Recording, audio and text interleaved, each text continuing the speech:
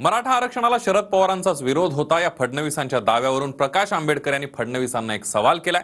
तुम्ही मुख्यमंत्री असताना महाधिवक्ता कुंभकोणींना युक्तिवादापासून का रोखलं गेलं असा सवाल आंबेडकरांनी फडणवीसांना केलाय। बघूया एक रिपोर्ट।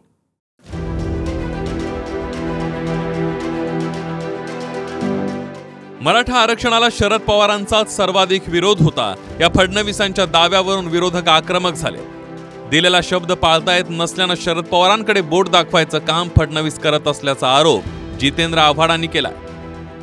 आपण जर मराठा आरक्षणाचा इतिहास काढून पाहिला तर मराठा आरक्षणाला सर्वाधिक विरोध कोणी केला असेल तर तो शरद पवारांनी केला। महाविकास आघाडीचं सरकार होतं त्याही वेळी आपण सुप्रियाताई सुळेंचं वक्तव्य ऐकलं असेल, मराठा आरक्षणाशिवाय दुसरे प्रश्न नाही आहेत का, त्याच्यापेक्षा मोठे प्रश्न या महाराष्ट्रासमोर आहे असं म्हणून निघून जाणाऱ्या सुप्रियाताई, त्यांचं राजकारण कसं आहे, लोक झुंजत राहिले तर आमच्याकडे नेतेपद येईल आणि म्हणून झुंजवत ठेवायचं। धनगरांना बारामतीत जाऊन तुम्ही आरक्षण देणार आणि ते पण आदिवासी देणार आणि पहिल्याच कॅबिनेटमध्ये देणार असं सांगितलं होतं। आजपर्यंत ती पहिली कॅबिनेट झालीच नाही। लिंगायत समाजाला आरक्षण देणार होते, कुठे आरक्षण? तुम्ही ओबीसीलाही चढवणार, त्यांचं आरक्षण जे हलणारच नाहीये त्यांनाही सांगणार तुमचं आरक्षण जाईल ना, तुमचं आरक्षण जाईल। कोण सांगतंय? मंत्रिमंडळाचे मंत्री, मंत्रिमंडळाचे दुसरे मंत्री मराठ्यांच्या बाजूने येत आहेत। अरे मंत्रिमंडळ की नुरा कुस्तीचं मैदान आहे, एकत्र चहा पिता ना, आणि मग हे सगळं दिसत असताना विषय डायव्हर्ट कसा करायचा? हाय ना आपल्याकडे शरद पवार।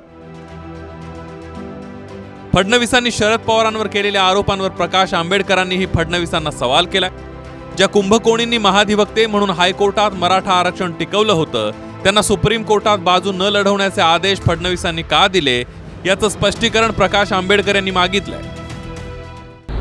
की देवेंद्र फडणवीस यांनी शरद पवारांना मराठा समाजाला आरक्षण द्यायचं नाही असा आरोप केला, पण आम्ही देवेंद्र फडणवीस यांना सर विचारतो की ज्या कुंभकोणी ॲडिशनल जनरल महाराष्ट्र मुंबई हायकोर्टामध्ये किल्ला लढवला आणि आरक्षण मिळवून दिलं, त्यांना सुप्रीम कोर्टामध्ये तुम्ही उभं राहू नका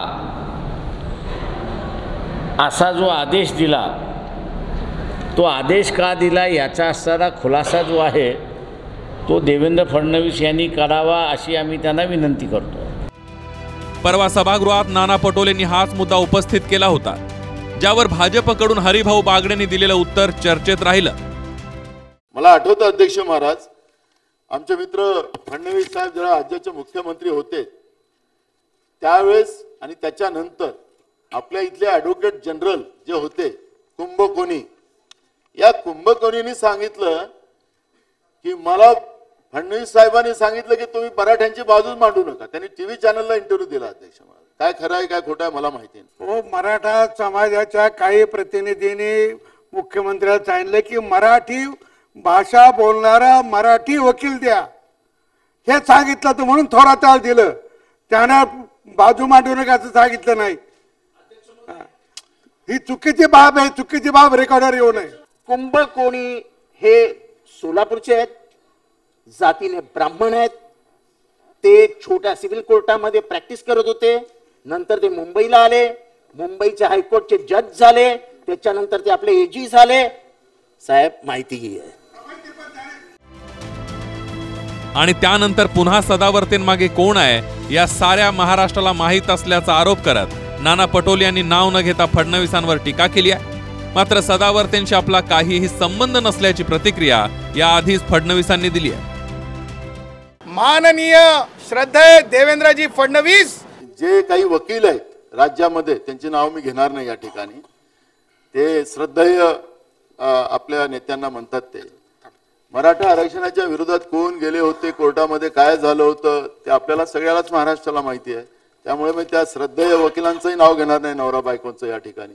मी या ठिकाणी एवढंच सांगतो अध्यक्ष महाराज, आमची भूमिका स्पष्ट आहे काँग्रेस पक्षाची, जातीनिहाय जनगणना आपण करा, हे तुम्ही कायद्याच्या चाकोरीमध्ये पुन्हा अडचणीत येऊ नका। आम्हाला महाराष्ट्रामध्ये जाती जातीमध्ये हा आरक्षणाचा वाद नको। माझा काही त्या सदावर्तेंशी संबंध देखील नाही आणि मी स्पष्टपणे सांगतो की ते जे काही बोलतात त्याला माझं बिलकुल समर्थन नाही, ते असमर्थनीय आहे. Bureau report, TV9 Marathi.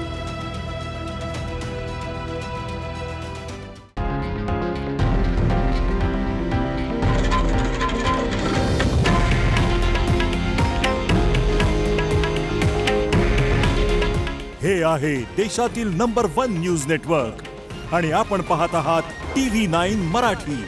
काळजी तुमची, हित महाराष्ट्राचं.